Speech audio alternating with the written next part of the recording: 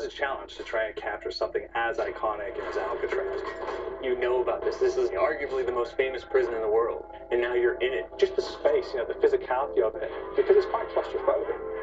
When modern day prisons are designed, they really consider not intimidating people or making the spaces, you know, as least stressful as possible. Well, Alcatraz didn't suffer from those restrictions. They did the research, they went out, studied Alcatraz, not just from books or internet. They were actually there to feel the environment, so it really sets a mood that gets you a little spooked. Well, we kind of started with the base layout of Alcatraz. The entire island we ended up roughing out in kind of a white box form, and then figuring out what play spaces we wanted to use out of that, what would be the most interesting areas to play, and the connections between spaces, and spaces that the public doesn't necessarily get to go into. We really did a lot of pushing to really enhance that psychological horror aspect that we're really looking for, and this is a really good opportunity to really tell something special.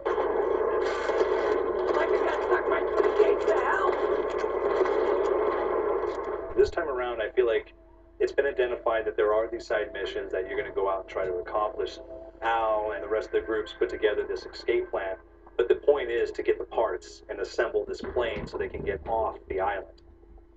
We did something new for the first time. We have actually contextual music that goes off. So that's the first for zombies. And it's all based around this horror thriller aspect. Every location will have a specific stinger that you hear when you find it, when you discover it, when you start unraveling the story, we start building on the music that you're hearing, and it's really enhancing that experience and going along with it in parallel.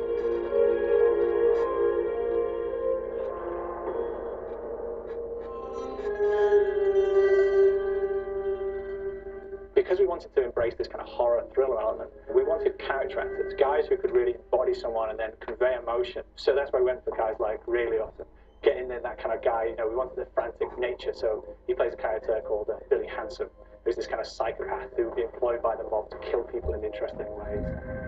Chaz Palminteri, he plays a guy called Sal DeLuca, an old mob boss.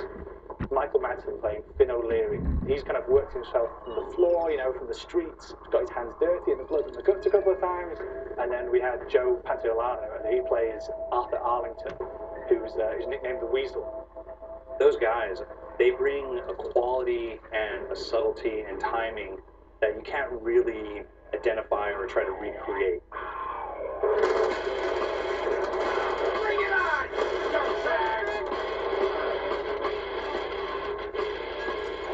You start off in the afterlife mode, and that's just going to be what's going on. You're going to try to solve the mystery from the second you start. Afterlife, to me, brings a new element, like a new puzzle element. It forces me to think a little bit more, or look for the clues, or kind of think of zombies on a slightly deeper level.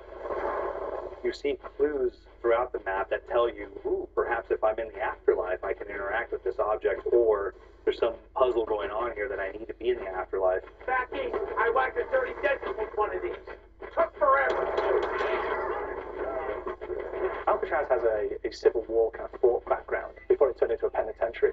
And so we had this kind of backstory, the idea that the warden would have collected Civil War weapons.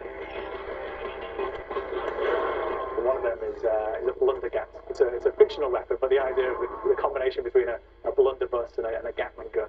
And possibly, there might be a way of upgrading it to a more fantastical weapon that the players may find. You just went now.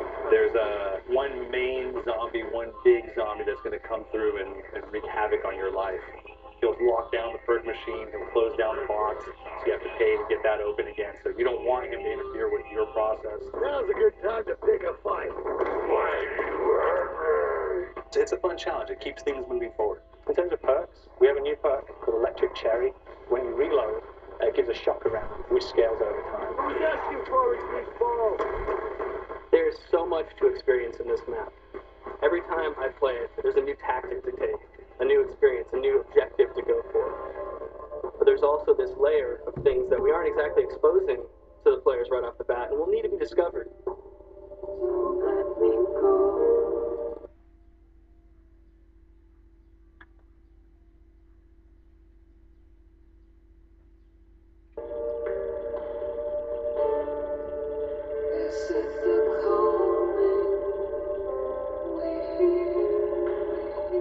We got the undead in there. these historical